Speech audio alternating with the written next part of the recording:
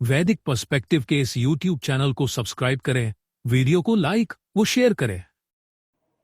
ओम त्वम अग्ने प्रयत दक्षिणम नरम वरमेव रयूतम परिपासी विश्वतः स्वदुक्षध्वा यो वसतौ स्योन कृज्जीवयाजम यजते सोमपा दिवः। तुम्हें अग्नि दक्षिणा प्रदान करने वाले पुरुष का सिले हुए कवच के समान सब ओर से परिपालन करते हो, जो निवास स्थान में स्वादिष्ट जल और अन्न वाला है, सुखी करने वाला है, जीवन यज्ञ करता है, वह स्वर्ग की उपमा है। ये ऋग्वेद के प्रथम मंडल का 21वां सूक्त है। इस सूक्त में कुल 18 मंत्र हैं। दोनों का एक दूसरे पर विश्वास होना चाहिए। और ये विश्वास कैसे बढ़ेगा? जब समाज जो वहां किसी शासन में रहने वाले लोग अपने कर्तव्यों का पालन सही तरीके से करें, और जो शासक वर्ग है, प्रशासन है, उसका ये दायित्व है कि वो उनके अधिकारों की रक्षा करे। जो आम जन है, आम शासक है, आम प्रशासक जो जनता है, उनके अधिकारों की रक्षा करे और उन्हें प्रयास ये करे कि और हम अतिरिक्त उन्हें क्या दे सकते हैं। तो जब ये सब चीजें होंगी तो लोग आगे बढ़ेंगे। वेद कर चोरों, धन हड़पने वालों, मानव हित, जनहित, विश्वहित में अपना कोई आर्थिक योगदान न देने वालों के प्रति प्रशासन की कोई जिम्मेदारी निश्चित नहीं करता। हाँ, वेद ये कहता है कि जो कर चोर है, आयकर का हरण करते हैं, कैसे? अपनी आय दर्शाते ही नहीं, हमें इतनी आय प्राप्त हो रही है। धन हड़पने वाले, मानव हित, जनहित, विश्वहित में अपना कोई आर्थिक योगदान नहीं देते। क्यों? आप आर्थिक योगदान मांगते? जो ऐसे व्यक्ति जो इसी उसमें लगा रहता है कि कैसे टैक्स बचाए, टैक्स ना देना पड़े शासन को, और वो इसी चक्कर में लगा रहे, तो वो क्या कहलाएगा? वो ये कहलाएगा कि वो अपने देश के प्रति ईमानदार नहीं, यही माना जाएगा ना। क्यों? क्योंकि शासन को आप जो धन दे रहे हो कर के रूप में, टैक्स के रूप में हम जो पैसे शासन को दे रहे हैं, तो शासन कोई अपने लिए तो खर्च नहीं कर रहा ना। शासन कोई एक व्यक्ति तो नहीं है, शासन वो पूरी एक व्यवस्था है। शासक प्रशासकों की एक व्यवस्था है, प्रशासनिक एक ढांचा है जो आपके लिए ही काम करता है, और वो कोई एक व्यक्ति विशेष नहीं है, वो एक व्यवस्था है। तो वो व्यवस्था क्या करती? जो धन आप उनको देते हो, वही धन तो आप पर खर्च करती है। उसी धन का प्रयोग मानव हित, जनहित के लिए किया जाता है। और जो व्यक्ति कर चोरी करेगा, टैक्स नहीं देगा समय पे, तो वो किस श्रेणी में आएगा? वो इसी श्रेणी में आएगा कि वो कोई आर्थिक योगदान नहीं दे रहा है समाज के लिए, विश्व के लिए, मानव हित के लिए। तो ऐसे लोगों के प्रति वेद कहता है कि प्रशासन की कोई जिम्मेदारी निश्चित नहीं करता। वेद कहता है कि ऐसे लोगों को प्रशासन दंडित करे, ऐसे लोगों का चिन्हित करे कि जो कर नहीं चुकाते, टैक्स नहीं चुकाते, और उनको दंडित करे।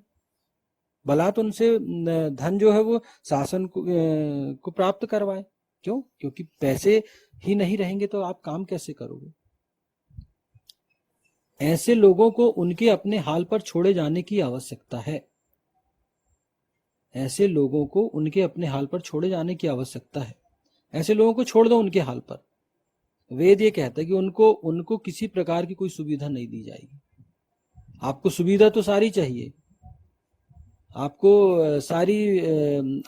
तो यह है कि शासन के क्या कर्तव्य हैं आप उनको बताने लगे। ऐसे लोग कि भैया शासन हमारे लिए ये करे, हमारे लिए ये सुरक्षा प्रदान करे, ये व्यवस्था करके दे। क्यों दे शासन आपको? क्यों दे आपको शासन? जब आप अपना टैक्स ही नहीं चुका रहे हो तो आपको शासन क्यों दे? तो ऐसे लोगों को उनकी हालत पे छोड़ो। दानशीलों, करदाताओं को प्रशासनिक सुविधाओं और सुरक्षा का पहला हक है। जो दानशील है, कर देने वाले, टैक्स देने वाले, प्रशासनिक सुविधाओं और सुरक्षा पर उनका पहला हक है।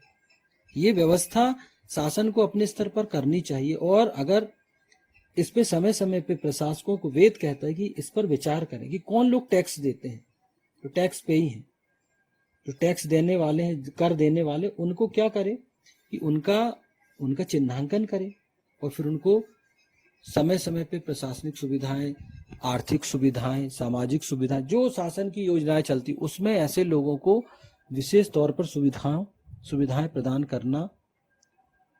करने के लिए वेद कहता है प्रशासकों को। और इन सुविधाओं पर पहला हक भी इन्हीं लोगों का है जो दान देते हैं, टैक्स समय पर चुकाते हैं। उनसे छीनकर भी सुविधाएं किसी को भी नहीं दी जानी चाहिए, अन्यथा प्रत्येक व्यक्ति वैसा ही करों की चोरी करने वाला तथा दान न देने वाला बनेगा। तो ऐसे लोगों को ऐसे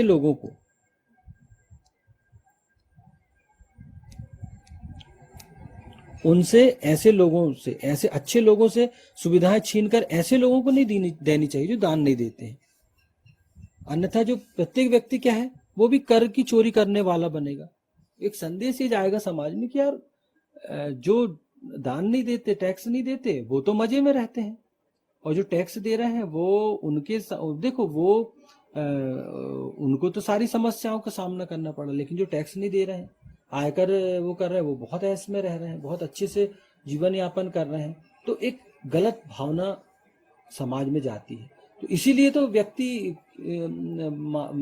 मानव क्यों गलत रास्ते पे चलने का प्रयास करता है। उसको ये लगता है कि एक जो ना देने वाला व्यक्ति, ना मेहनत नहीं कर रहा है या टैक्स की चोरी कर रहा है और वो अपना पूरा धन बचा रहा है और शासन को वो पैसे नहीं दे रहा है और वो भी सुख सुविधाओं से जी रहा है, और हम देने के बाद भी अभाव में जी रहे, तो हम ऐसा क्यों, हम भी उसके जैसे ना बने। तो ये भावना जाती। तो ये यहाँ प्रशासक को, अग्नि को वेद निश्चित करता है, सचेत करता है कि आपको अपनी जो योजनाएं हैं, अपनी जो नियम है, अपने जो आप कानून जो बना रहे हैं, उस पर इन सब चीजों का ध्यान रखें, इन सब चीजों को समक्ष रख के आप नियम कानून बनाएं।